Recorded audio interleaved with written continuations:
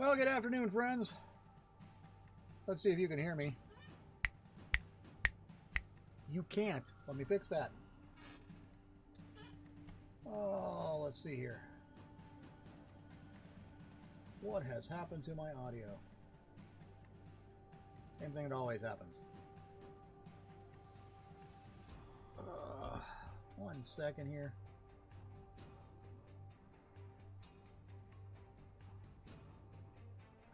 Input capture.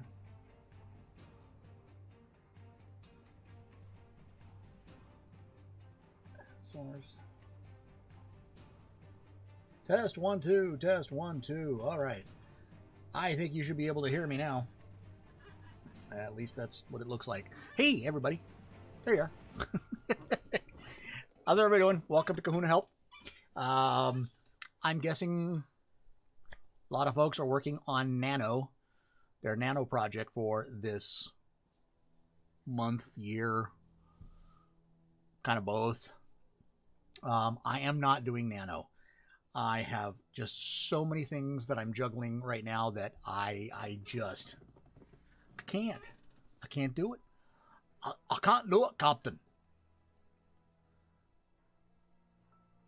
I can't push it any harder. Anyway, so welcome. Quick bit of housekeeping. I know a lot of folks like my Kahuna reads. I was having problems, however, getting folks to submit. And it's kind of hard to do a live show with, well, you know, no material.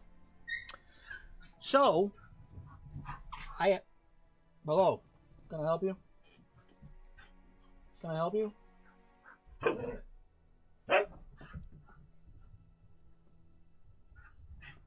Apparently the dogs need help. Oh, it's the Zooms. So anyway, Kahuna Reads has been very difficult to put on. Technical issues on Sundays. Yeah, I think it's bandwidth in the neighborhood. As well as trying to get enough material to read all in one shot. So, I've changed the way Kahuna Reads is going to work going forward. It will no longer be a Sunday stream. That does give me the opportunity to actually have a weekend where I'm not streaming. Otherwise, I'm streaming 5 days a week, and you know I'm still streaming about 30 hours a week. So, but what it will do for Kahuna Reads is they will now be pre-recorded, and what that means is that I will be recording the voice separately, and then adding effects to it, adding music to it, adding titles, adding graphics, so it's a little smoother read and hopefully a little more entertaining read. So what I thought I would do is there's one going, the first one will actually go officially live on Friday, but I thought that what I might do is actually do a preview of it here so you can get an idea what it looks like. For those who haven't gotten into the stream yet, they're gonna miss it. So, but give you an idea of what Kahuna Reads is going to look like going forward. The idea is that these will be pre-scheduled. I will do them in batches. And the goal is to have a new read every night, 7 days a week, that I don't have to be there for. So these will broadcast on YouTube, on Twitch, and on Facebook when they go live. And then from there, we're just gonna have fun with it.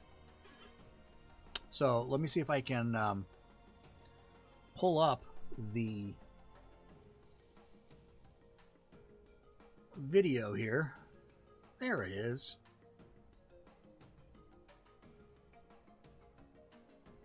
And let's see if I can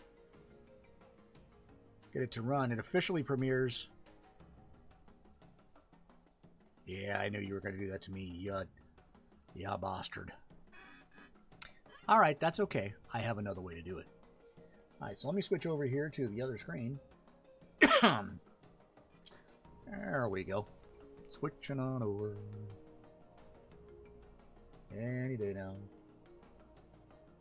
It'll switch on over to the other screen. There we are. Let's see here. Let me turn off this app real quick. I can get things to catch up with me.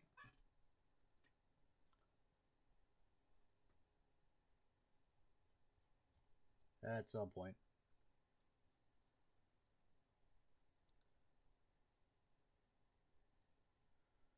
There it is. Let's turn this off. And we'll turn off that as well.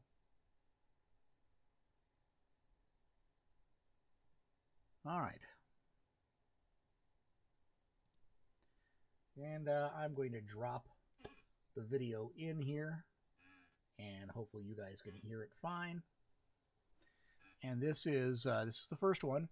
This is an article that was written by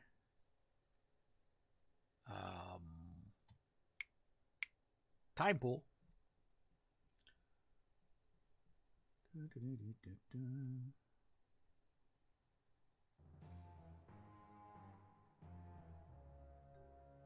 see. There it is. All right, so this is a video done by Timepool. Hope you guys enjoy it. And this is kind of a preview as to what will be happening on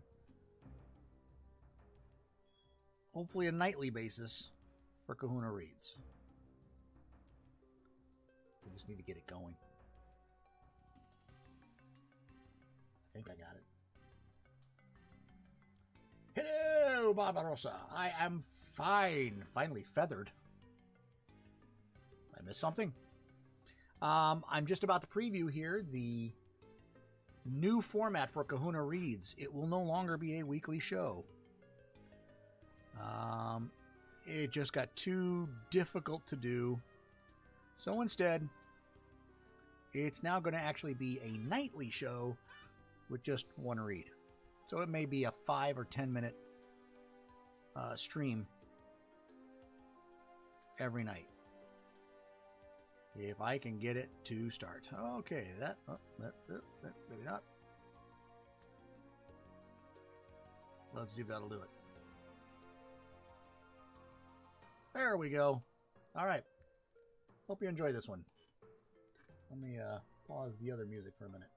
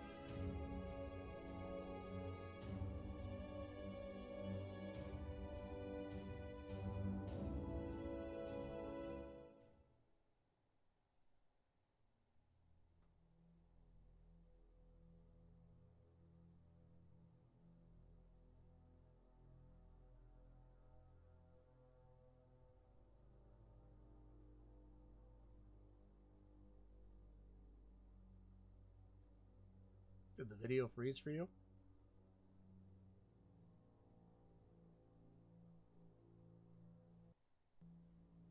Because it looks frozen on this end. Yekwan Tonlap. Listen to the ground beneath you. Do you hear the rumbling and screeching of machines? The gentle, the calm, the holy sound of oil lapping at subterranean shores below. Yekwan Tonlap. Yekwan Tonlap was an oil baron turned priest who was instrumental in forming the modern values of the Roywalap faith, most notably transforming oil into an object of worship. Tonlap owned oil-laden land south of the Roywalap capital, where the town of Tonlap stands today. It was his dream to control a settlement of his own. In fact, he believed it to be his right.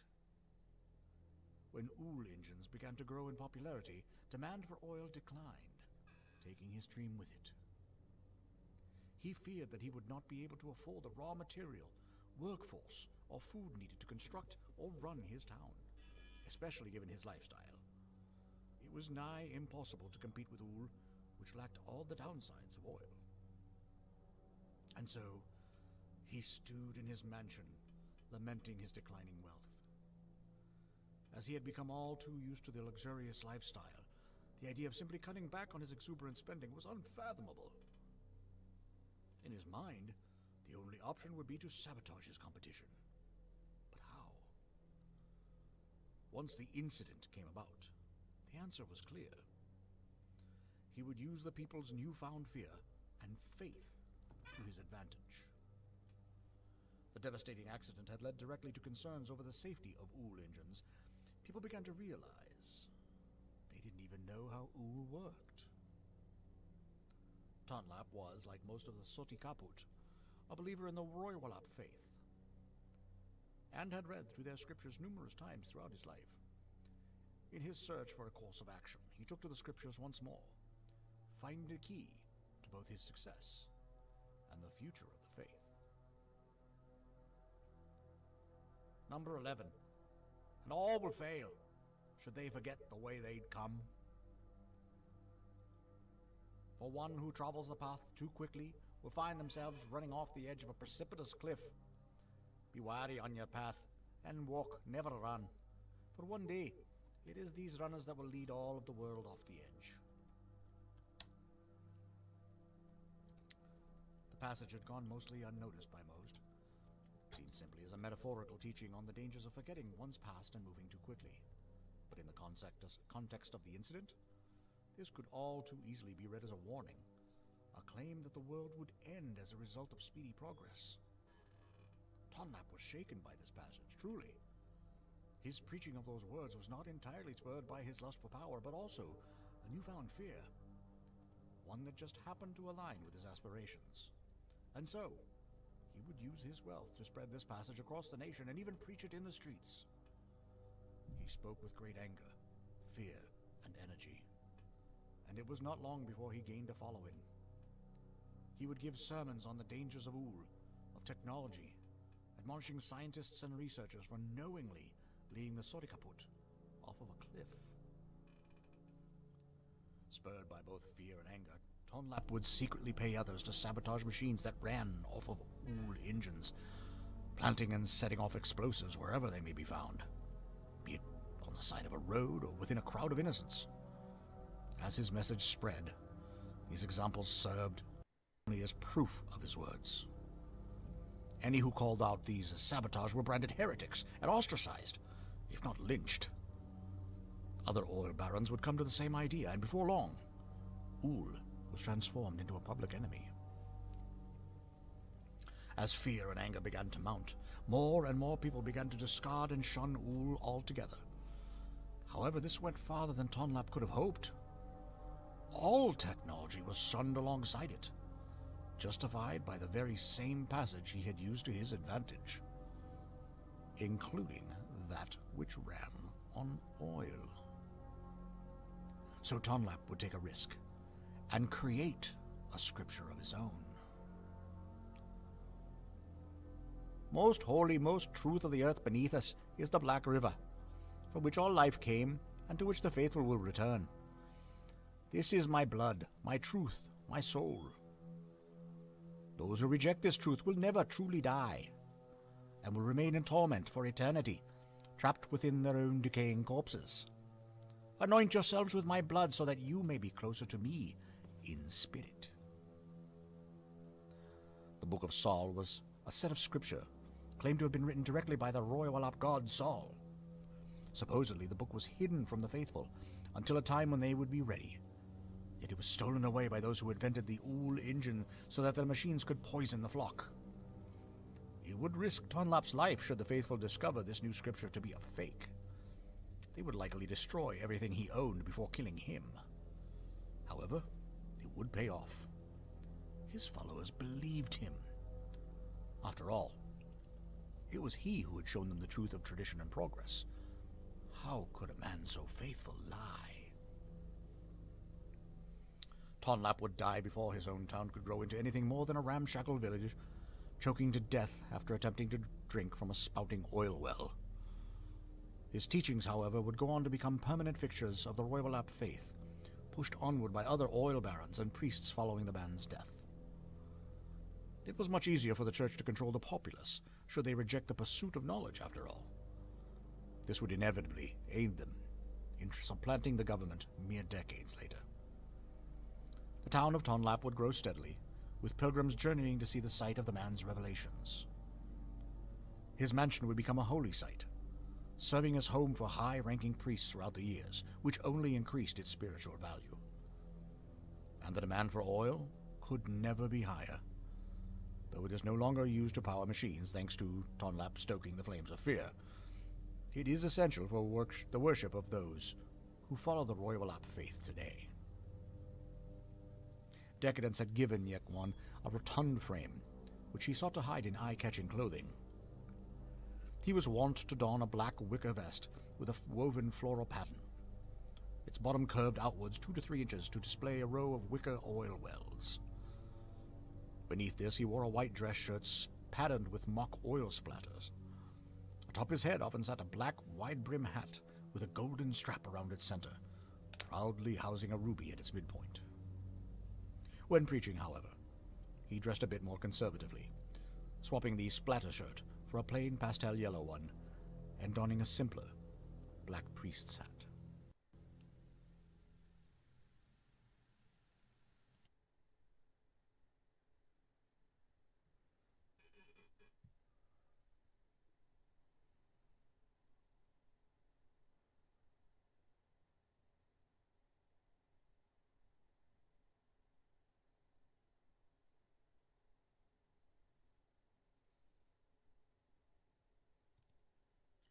Well, you can see why I have chosen to go with pre-recorded and not try to stream it from my computer. Yay. So hopefully we'll start catching up on the stream here in just a minute. I know that the chat has lagged a little behind. I actually rewired the Kahuna layer this afternoon. It's a little better in throughput, but now it's the processor that's having a hard time, so yay. So that's where we sit. Yeah, I'm looking at the throughput and it's still not bad. It's just it can't keep up with everything the computer is trying to do. So, Barbarossa, how are you? I'm guessing you're doing Nano. How goes it? And for anybody else who happens to pop in, how goes Nano? Happy to help if you've got questions or you're stuck on something. As I said at the very top, I'm not doing Nano because I've just got way too much going on. Just way too much going on, both, you know, streaming wise and personally. So, had to kind of juggle and decide what I was going to do and what I wasn't going to do, and Nano wasn't going to do. So I had just started work this afternoon on redoing the map of my world. I've been doing a million other things and haven't touched my world in a little while. So I decided to start redoing that map. Let me turn it on so you can see it.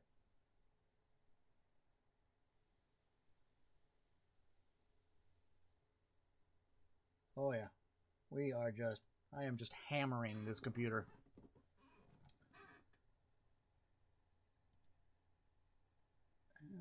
And that. And hopefully that'll pop on the screen. There we go. So this is the existing world. And what I have done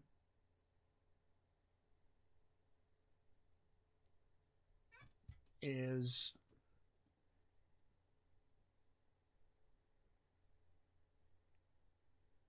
I've overlaid, there's a section of my world where I have populated and done stuff. And what I have done is I've overlaid that, the smaller map of that, onto the base world.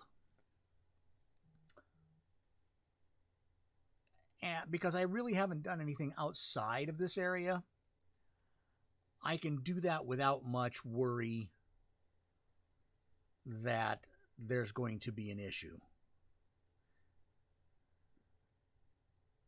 So, sorry, message from Mrs. Kahuna. So what I'm trying to do is, and I'll show you what that looks like when I take out the other two.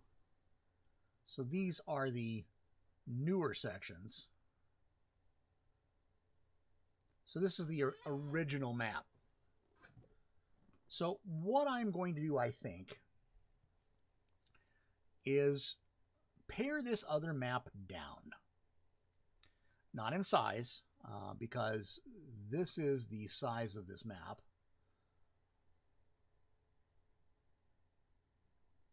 The entire world has a circumference of about 5,000 miles. There's lots of ocean over here, and there will be smaller, almost island states in here that are almost unknown to the people on this continent. That gives me the opportunity for lots of potential changes in stories. So with this area here, I can say, okay, there's a set of borders. In fact, the next thing I'm going to do here is I'm going to actually create those borders. So there are the borders. I'm going to actually have a new layer here. And this layer is going to indicate the initial borders of this region. Oh, look. A bot. Multiple bots. You know what Kahuna does to bots? That's right. Kahuna smash.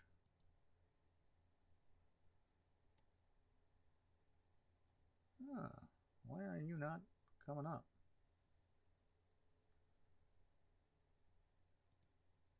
Interesting. Not showing in chat, are they? They're showing in one chat, but not in the other. So let's see here. Oh, there's one.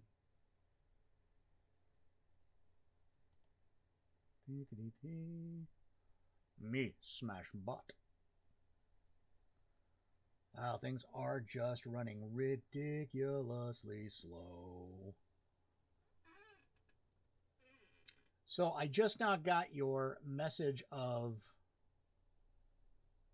these sound really cool. To what were you referring, good sir?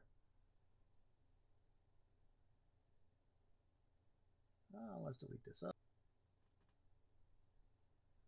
Their new trick is they're using characters that are not quite the real characters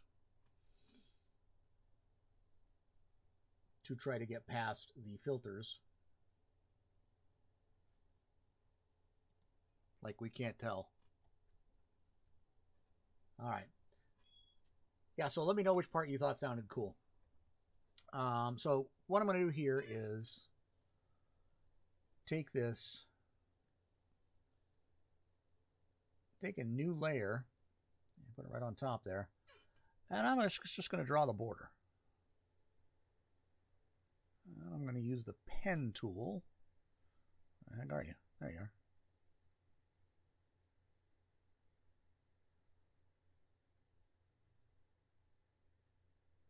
And I'm going to pick a color here.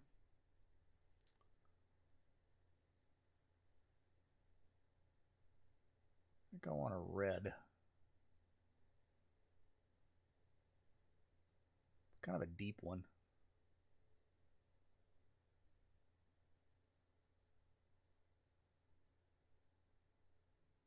Sorry to hear that. It must really be behind on your end. I have no clue what you're referring to.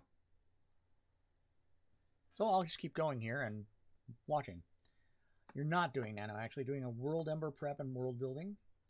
Working on an idea for moving locomotive freight train based dungeon in a Victorian era world. Ooh. So when you say dungeon, do you mean a torture dungeon, or do you mean places of adventure that are carried through by the train? I'll work on this and I'll wait for you to respond. I'm just going to start with this.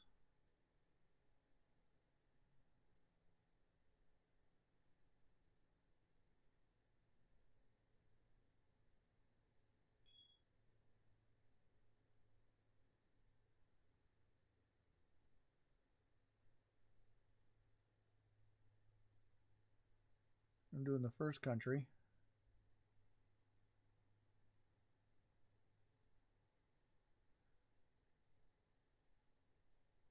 And this is the one that I've written the most about. So I have the most solid idea of how that should look.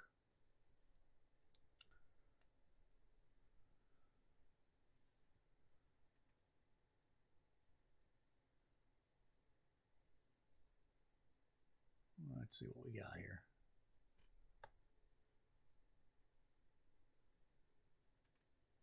All right. So this should be, we're going to rename this. This is the Orchelon border.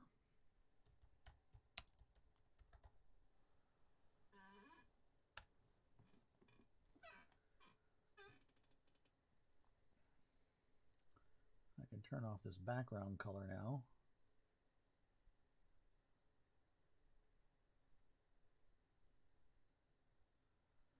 And now I can do another line.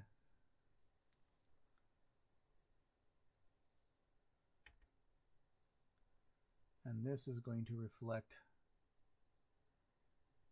the Badoom border.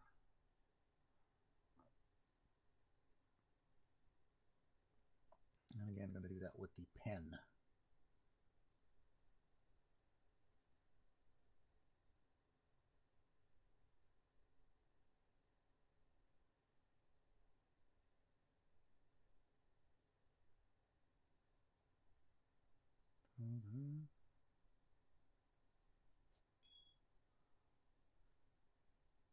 Yes, at some point here, folks, I will be getting new hardware.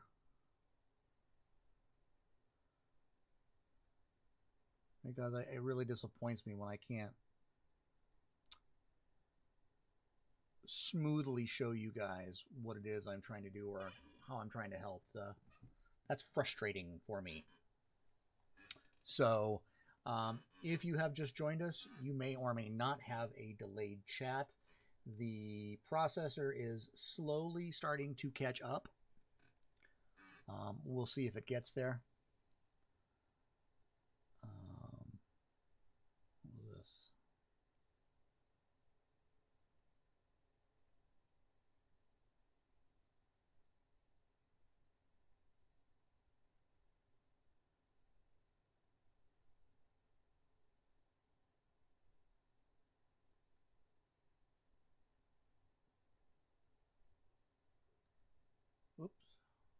Hang it.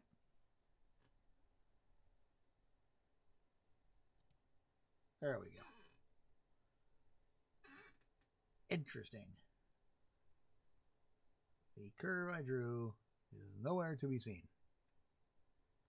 Ah, yeah, it would help if I had actually given it a width. So we're going to go to here.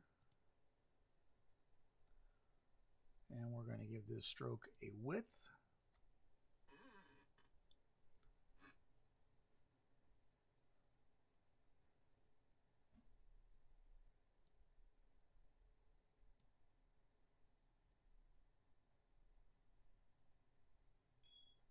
That works. We'll go to this one here.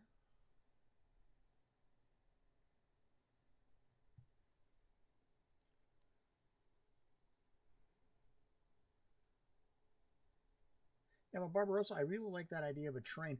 My my youngest is actually working with some folks on, it's an online, it's like a podcast, a D&D podcast. Excuse me, where there's all based on a train, and it's provided them with some interesting opportunities. Okay, that one I can delete. And this, we shall make a 1-point curve. Hi, Mrs. Kahuna. Hi. What's up? I have a motivation. I'm sorry, I didn't do nothing. We have to eat dinner. Okay, well, other than eating dinner, do nothing. You need a hug? Mrs. Kahuna needs a hug.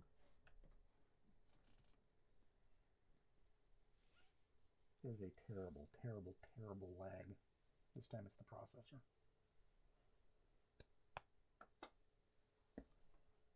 Kahuna makes pasta out of bozza. Yep. I had bots jump in and Kahuna smashed them. So I made pasta out of bozza. I capiche. Yeah, you're a solid 3-4 minutes behind at least. Yay. Sorry about that, guys.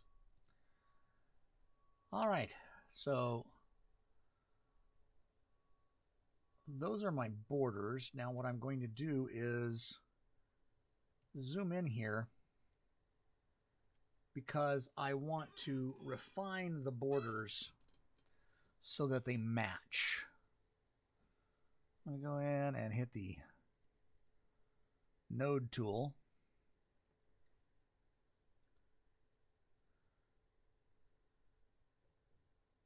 And we still haven't quite caught up.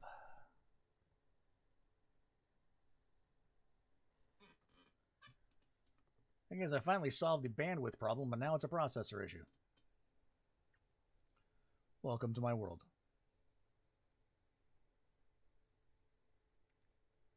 Alright, so I'm going to take this node,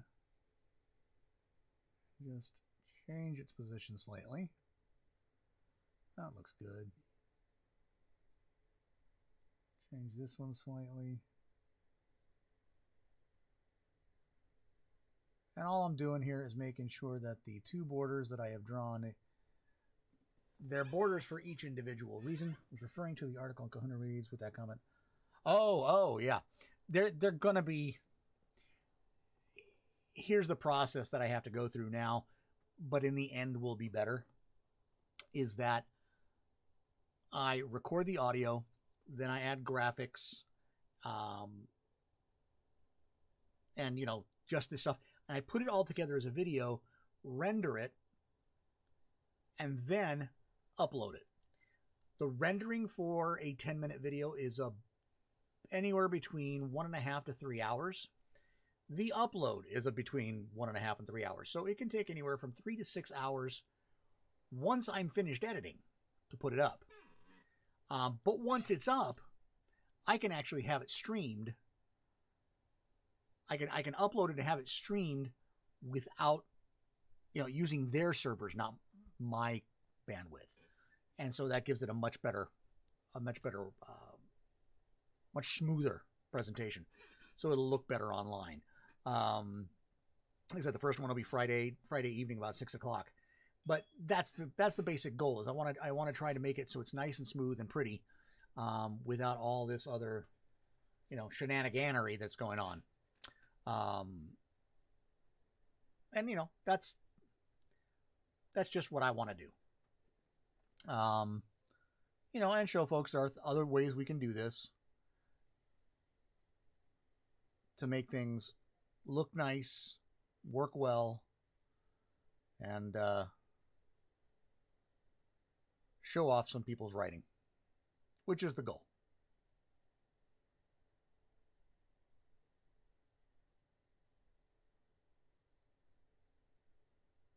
Come on. There we go. All right, so now I've duplicated the borders on this.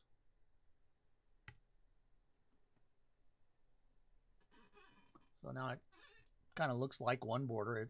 Close enough that if you did anything with it, it would look fine. So now the question is, well, it's a couple questions actually.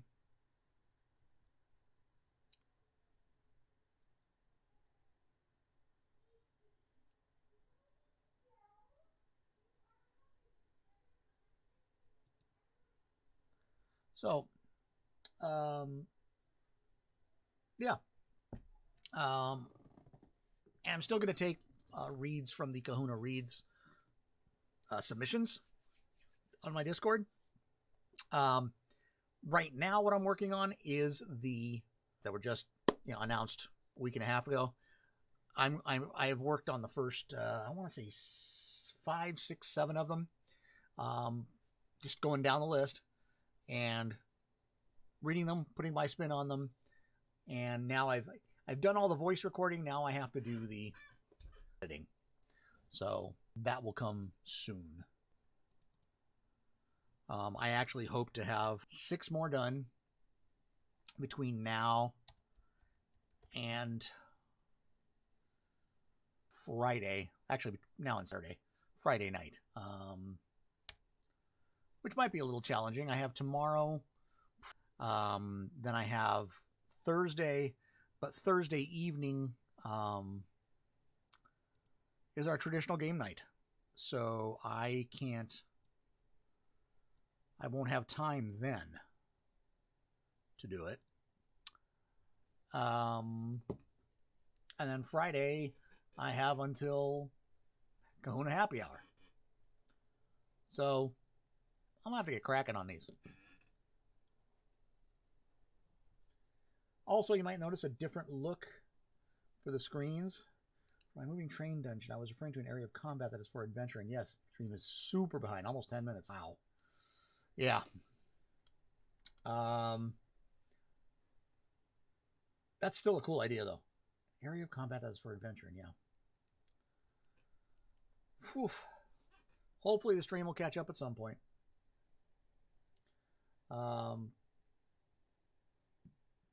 I guess that, well, it's saying it's skip frames, so you're not even getting full frames here. Hopefully that will catch up. The other thing you might notice is I did spend some time today doing new overlays. I've talked about how to do overlays before on this stream. Overlays, though, and I was remiss in not doing them sooner. All the titling there that you see, where it says Chad or Kahuna the Elder or Kahuna Help, all of that used to be using the Streamlabs text effect. So Streamlabs was putting that up there. The problem with that is every little piece of that uses a little more processor, which was making things go slow. And like, you can see, I don't need any help in making things go slow. So instead, what I did was all these frames, all of everything other than the actual chat, or the browser, or the viewer count, those are all pre-done. They're actually all in one image. So all of those frames, Kahuna the Elder, Kahuna Help, chat, those are all in one image.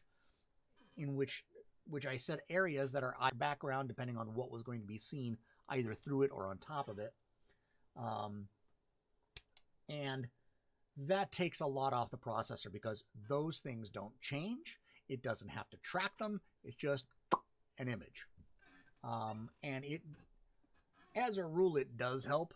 I just think I have probably way too much going on. In fact, I'm going to try to kill a few things here. See if I can fake things into speeding up.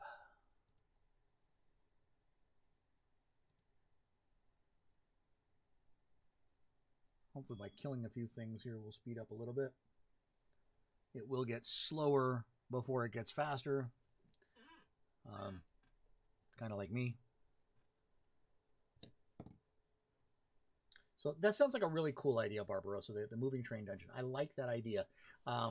It gives it the ability to quickly change situations and conditions for the characters. So I like that idea a lot.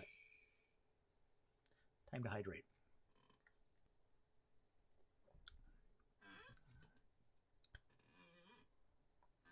All right.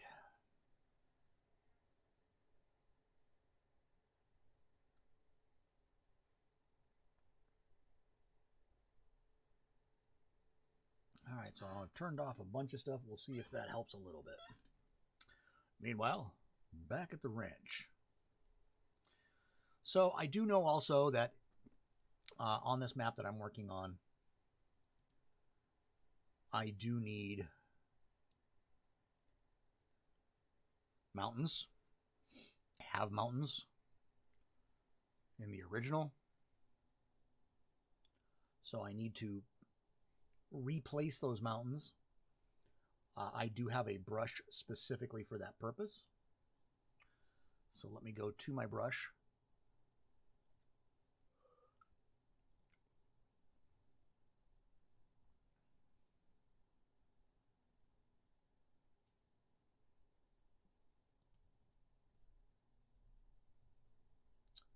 And that brush is in my custom brushes.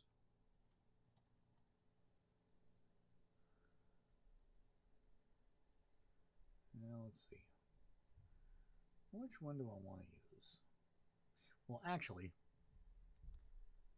we're going to go first with some assets that I have. I've mentioned before that I really like Affinity's ability to save and organize assets. What this lets me do is very easily just drag and drop certain elements that I can then modify as needed. So for example, here I have some mountain ranges. So I'm going to take one, I'm going to bring it over here. And that's far too large for my needs and not in the right rotation. So first I'm going to rotate it close. And then we're going to shrink it down some. Yeah, we're getting there.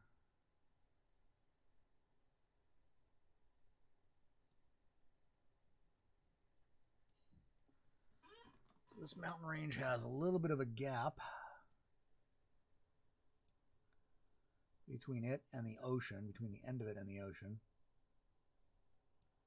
Right about in that area.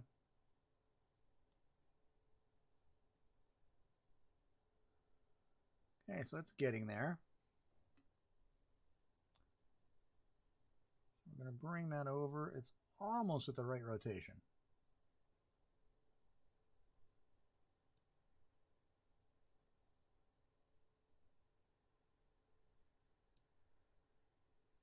And I can squeeze this down a little bit. And look at that. It fits right in. It is not perfect. Why? Because I'm zoomed way in. But this map is not designed to be looked at that closely. This map is designed to be looked at, you know, pretty far out. You can zoom in, and I would say the closest you would want to zoom in is probably about this for a regional look. because it's not designed for all of that. But even there, you can tell mountain ranges. All right, so now I need another piece. I'm going to take this one here. Once I stop getting the spinny.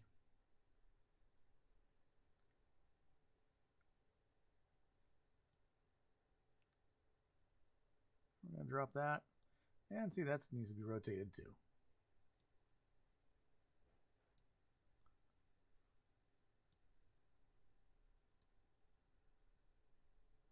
And it's going to need to shrink some.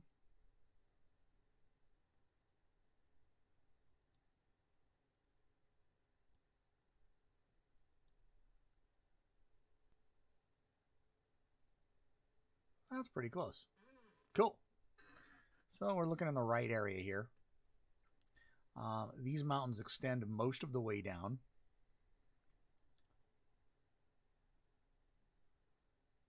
I'll use another piece. And I try to use different pieces. And one thing I like about using Affinity is that you can use the warp tool to make these fit just the way you want. So I'm making them fit this borderline because mountains are a natural border.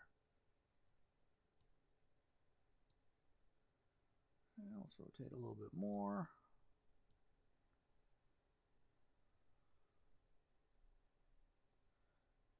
You can probably start to see though, this one's not really going to fit just to that line.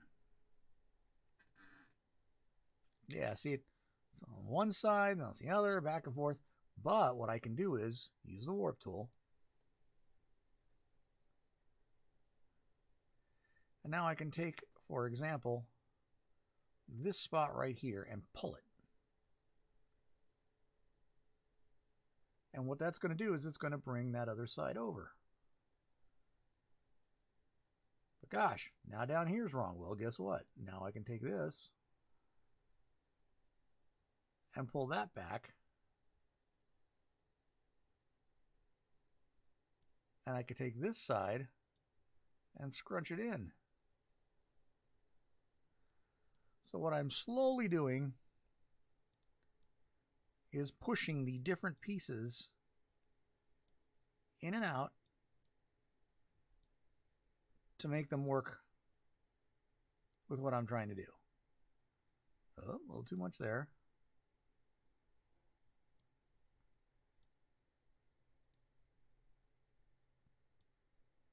So I've taken that really curvy set of mountains and really kind of flatten them out a bit. There we go. I can take this corner, move it all the way in. Now you see it's going all the way to the ocean. I don't want that. So I'm just going to bring that up.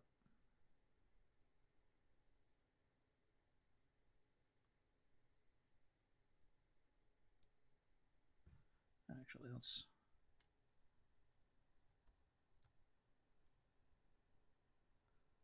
push this back over.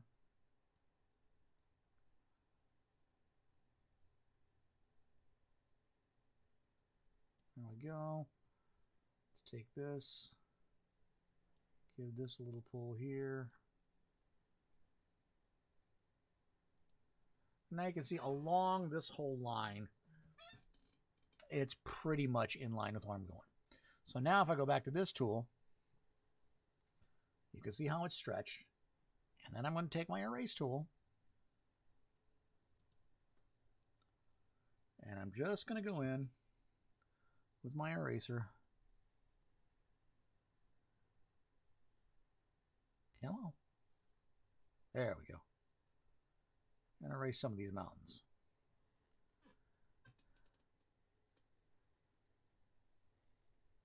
I also know there is another range, a small range, that juts out right in here. Whew. That came out way big, didn't it?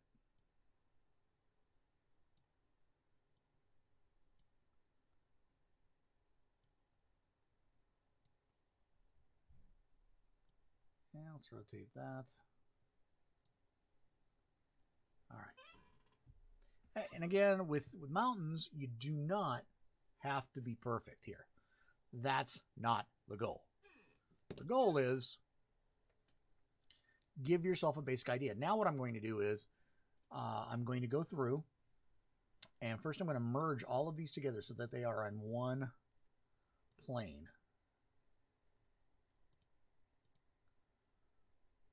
So they're all in the same section. So I can turn them on and turn them off as I need. So we'll take those 4.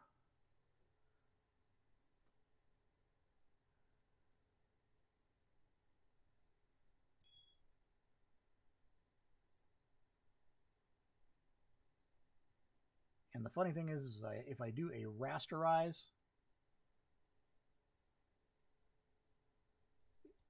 yeah, a lot of times you'll have to do a rasterize ahead of time. Whoops.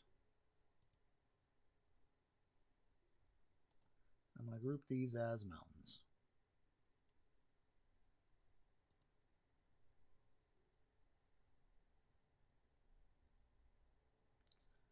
So they're all going to be stuck in. Okay, I'm going to call this mountains base.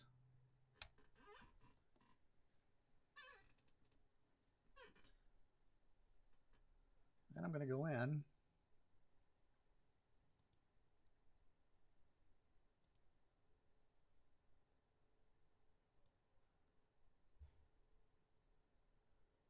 and I'm going to use a brush tool this time.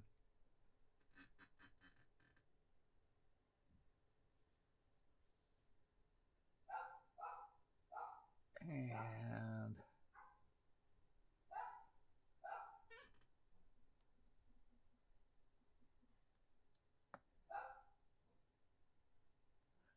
friendly neighborhood Kahuna King. I'm trying. Me and Spidey. Let's see what I want to use here. I'm going to use a gouache. Just because I don't want hard edges. I want there to be a little bit of texture. I want it kind of soft. So that's a way too big a brush there. We're going to take that way down.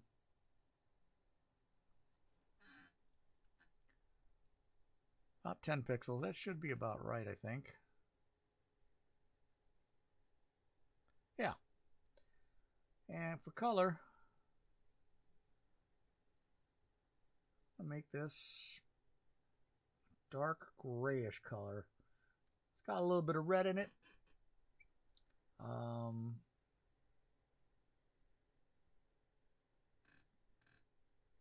I think I like that color. All right. Now what we're going to do is we're just going to come in here and we're going to solidify the ridge line. So I'm just going to start right over here.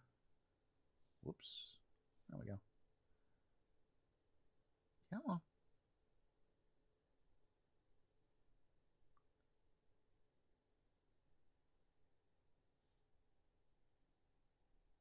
Didn't catch the brush. There we go. I'm just going to start here.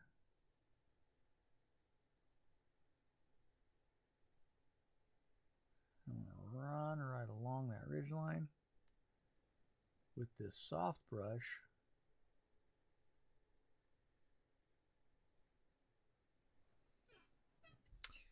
And you know, I think that's just not hard enough. Well, Control Z that. Don't like the way it looks.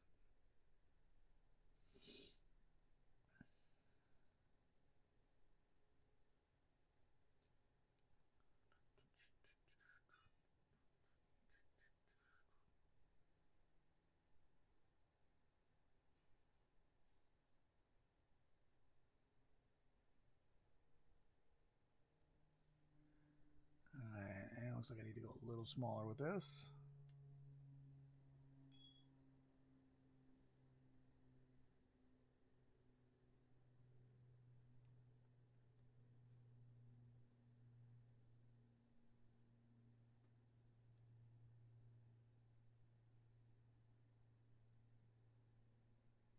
Nope, Missed it.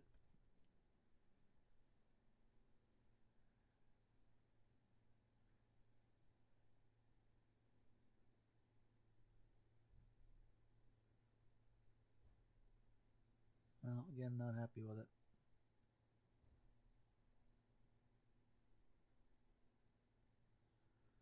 Alright, this is going to be fairly small here. All I'm really doing is solidifying this line.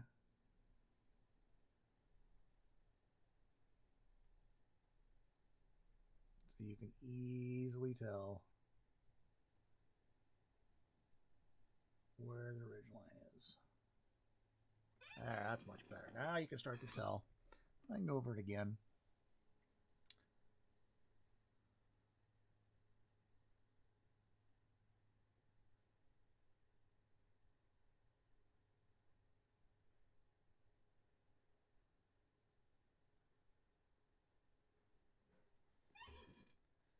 And now you can see that ridge. Do the same thing around here.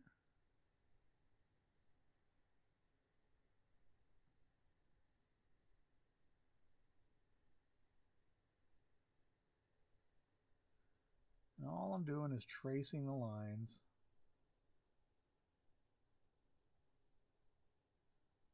of this ridge line.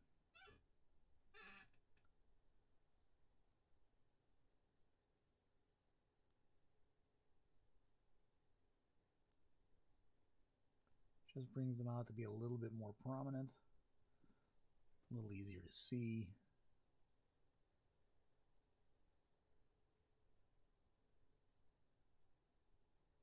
Gives us the impression of a distinct set of lines.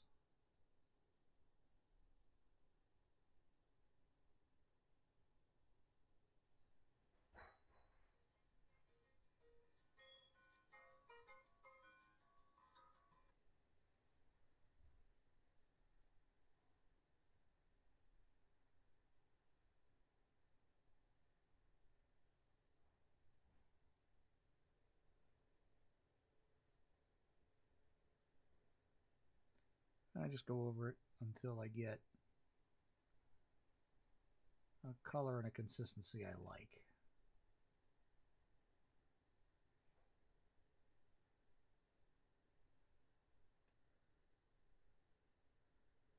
When I go to make closer regional maps,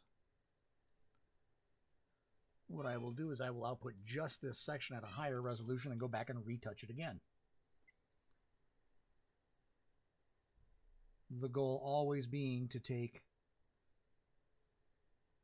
the lower resolution, add to it, and then raise the resolution by making the smaller ones, and then bringing the smaller ones and laying it back in on top of the bigger ones, so that I'm constantly increasing the quality of the map as I add on to it.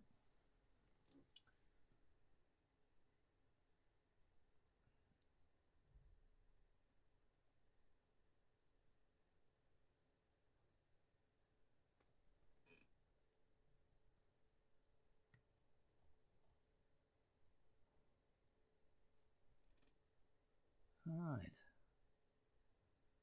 Next little section here.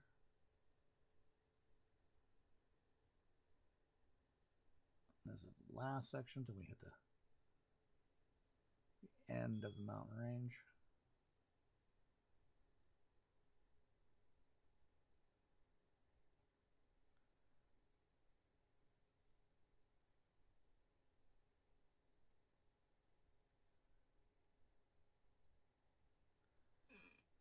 And you're starting to really see it now. If I zoom out,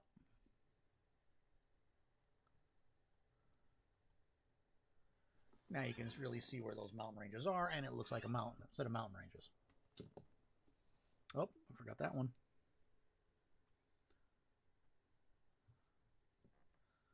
Need to darken this.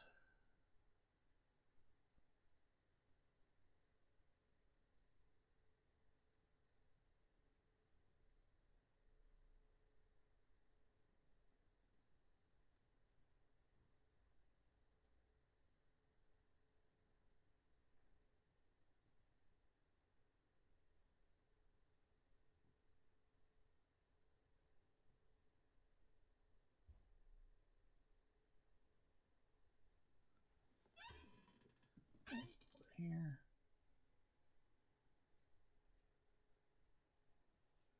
So now, there they are. Those look like distinct mountain ranges.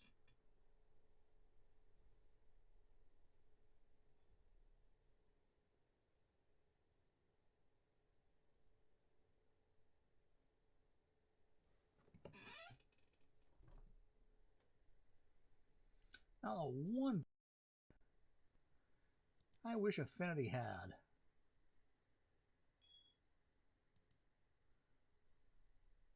is the ability just to merge selected layers. Oh, it does. Ah! On the right-click menu, it doesn't. So I'm going to merge these selected ones. That puts them all in one.